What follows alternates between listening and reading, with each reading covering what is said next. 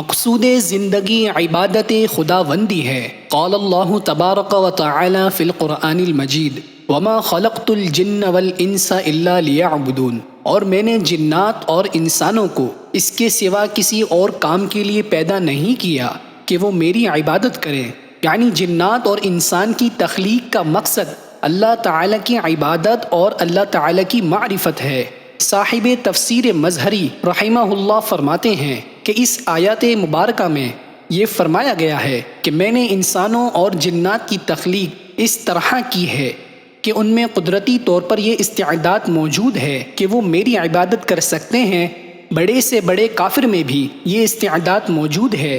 اب کوئی اس استعداد اور صلاحیت کو اچھی صحبت اور نیکیوں پر چلنے اور گناہوں سے بچنے کے ذریعے صحیح جگہ استعمال کرتا ہے، اور کوئی اس استعداد کو غلط صحبت اور نافرمانیوں کے ذریعے ضائع کر دیتا ہے۔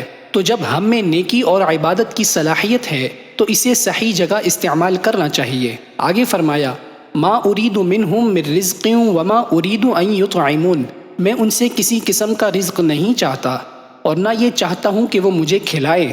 ان اللہ هو الرزاق ذو القوة المتین، اللہ تو وہی رازق ہے، مستحکم قوت والا ہے۔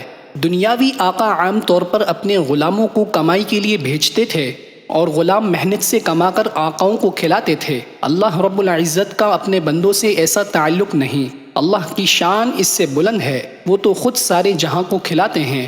حدیث قدسی ہے، اے ابن آدم میری عبادت کے لیے فارغ ہو جا، میں تیرا سینہ مالداری اور بے نیازی سے بھر دوں گا اور تیری فقیری کو دور کر دوں گا، اور اگر تو نے ایسا نہ کیا تو میں تیرے سینے کو مشغولیت سے بھر دوں گا اور تیری محتاجگی کو ختم نہیں کروں گا۔ آگے فرمایا فَإِنَّ لِلَّذِينَ ظَلَمُوا ذَنُوبًا مِثْلَ ذَنُوبِ أَصْحَابِهِمْ فَلَا يَسْتَعْجِلُونَ، اب تو جن لوگوں نے ظلم کیا ان کی بھی ایسی ہی باری آئے گی جیسے ان کے پہلے ساتھیوں کی باری آئی تھی، اس لیے وہ مجھ سے جلدی عذاب کا مطالبہ نہ کریں۔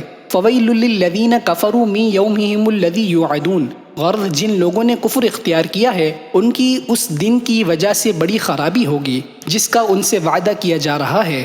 عام طور پر بستی میں پانی بھرنے کے لیے سہولت کی غرض سے ہر ایک کی باری اور نمبر مقرر کیا جاتا ہے۔